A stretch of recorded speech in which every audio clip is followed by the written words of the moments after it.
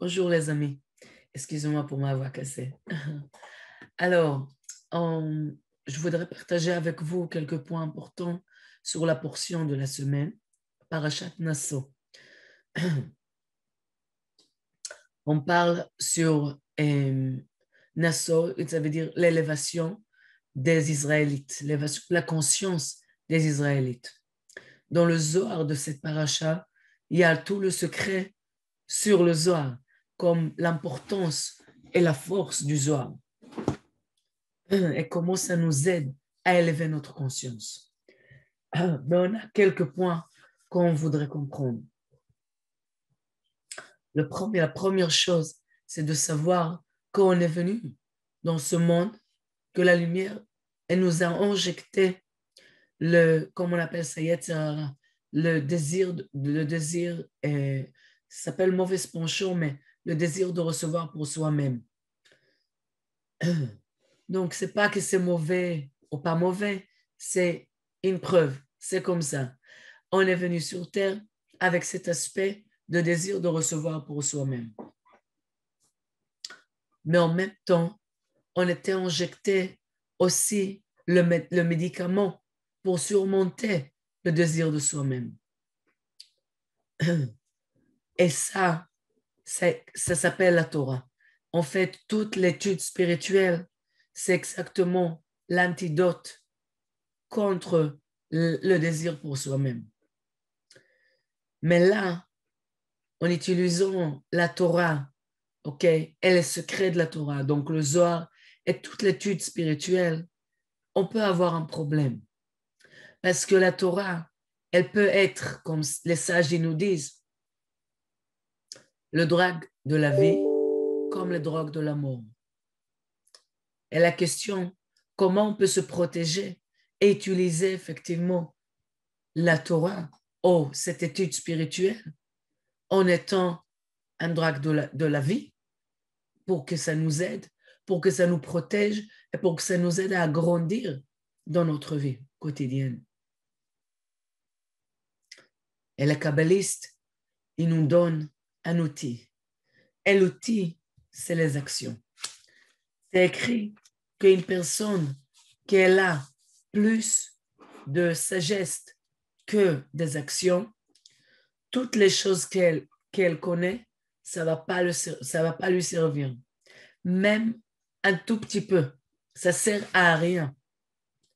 Et si la personne, ses actions, ils sont plus nombreux que son savoir, son intelligence, sa connaissance. Donc là, la Torah ou tous les outils spirituels, ils vont l'aider. On apprend d'ici l'importance des actions. C'est dit que même le Rav Ashlag, il disait que si la personne, elle supporte le travail de Rav Ashlag, donc l'impression du Zohar, c'est beaucoup plus fort que les gens qui ont étudié avec lui. OK? Et combien on prie. C'est pas ça qui est important. Qu'est-ce qui est important? C'est nos actions de changement et actions de partage. Et si on parle sur les actions, on veut parler sur un niveau plus haut ou sur un niveau commun entre les gens.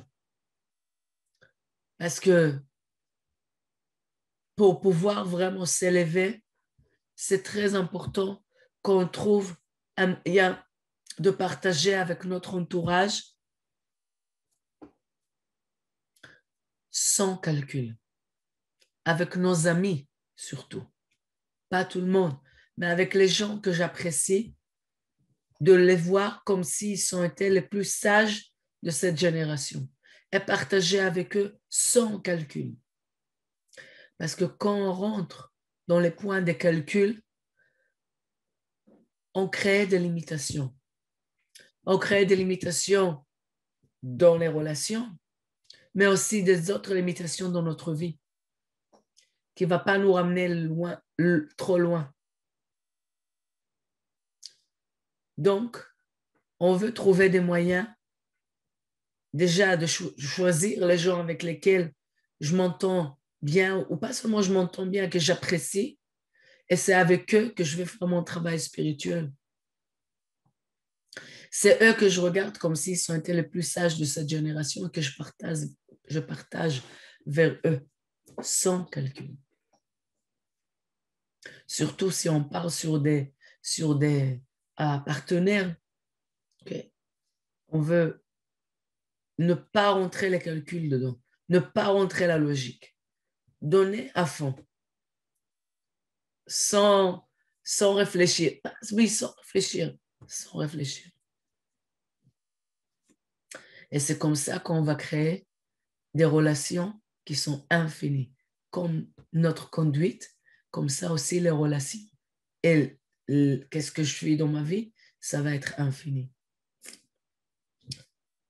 Dans cette portion, on a Birkat HaKohanim, la bénédiction des prêtres, des prêtres du Kohen Gadol, le Asherdot, c'est ça? Et cette bénédiction, elle est très forte. La première chose qu'on veut parler là-dessus, c'est le fait que c'est écrit que vous allez mettre mon nom sur les Israélites.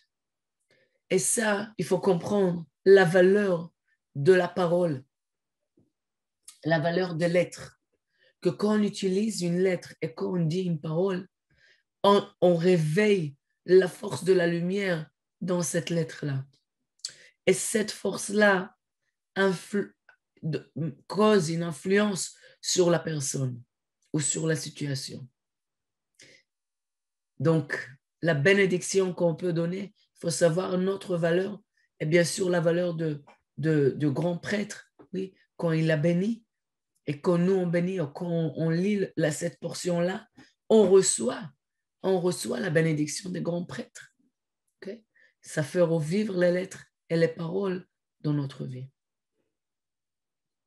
C'est dit que cette bénédiction, elle doit se dire en voix haute. Quel est le point? C'est pas pour crier, je peux pas crier. Non, c'est pas pour cette raison-là, oui. Mais surtout, l'effort qu'on fait dans chaque action qu'on fait. Jusqu'à le soir, j'utilise le 72 noms. Quoi d'autre chose que je fais? Je fais une action de partage, je le fais à fond, avec tout mon cœur, avec toute mon attention. Okay? Pourquoi? Parce que je veux mettre le maximum d'efforts dans chaque action que je fais. La bénédiction des Kohen, ils sont construits du passé, présent et futur.